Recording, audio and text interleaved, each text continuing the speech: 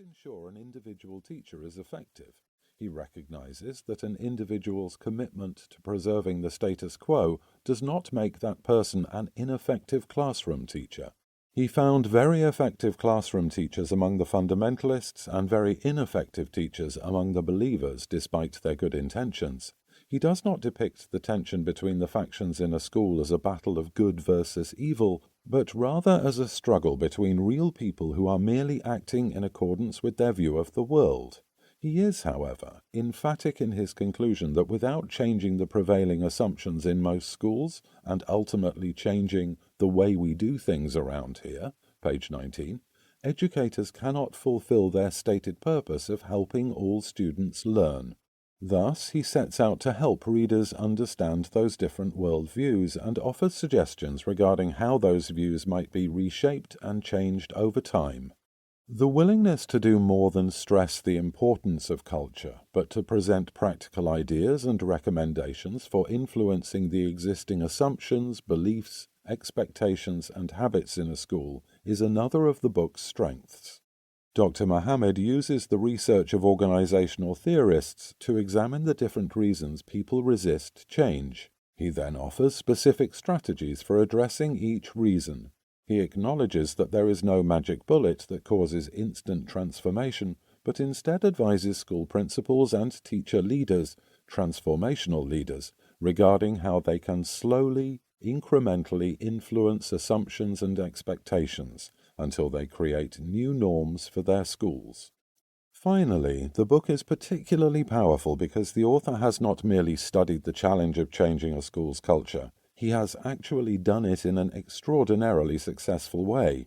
Dr. Mohammed, a former Principal of the Year for the state of Michigan, led a staff in transforming a high-poverty, high-minority school with a toxic culture of low expectations and a tradition of miserable student achievement into a nationally recognized school that serves as a model for successfully closing the achievement gap.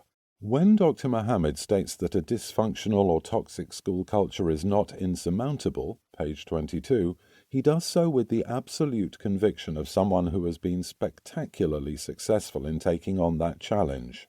Be forewarned that this book is provocative. Dr. Mohammed offers bold statements, and it is very likely that you will not concur with all of his observations and conclusions. You will, however, be required to think and to examine your own beliefs.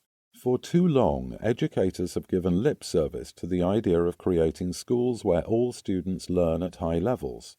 For too long, we have devoted time to developing pious mission statements, rather than aligning our practices with that mission. For too long, we have tinkered with the structures of our schools and focused on projects or goals that have no impact on student learning. For too long, we have ignored the elephant in the room and avoided the crucial conversations regarding the assumptions, expectations, and beliefs that underlie our practices. Dr. Mohammed issues a passionate call for all educators to confront the fierce urgency of now and to take meaningful steps that breathe new life into schools and the students they serve. We urge you to read this book and heed his words. Introduction. A lot has changed since 2009, including the importance of school culture. The challenges facing educators have become even more daunting, and the need for staff cohesion has become even more imperative. This edition will explore the impact of internal and external factors that have provided challenges and opportunities in the development of school culture. Public policy has a tremendous effect on school function. No Child Left Behind, NCLB, challenged the status quo of education in positive and negative ways. NCLB was replaced with the Every Student Succeeds Act, ESSA, in 2017, which will again have an impact on school funding.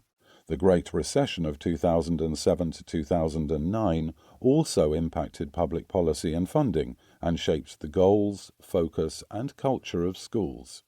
In 2009, transforming school culture provided educators with a context to understand the behaviors and motivations of their colleagues and a roadmap to how to overcome clashes and division. Since 2009, more studies have validated the importance of school culture in student performance.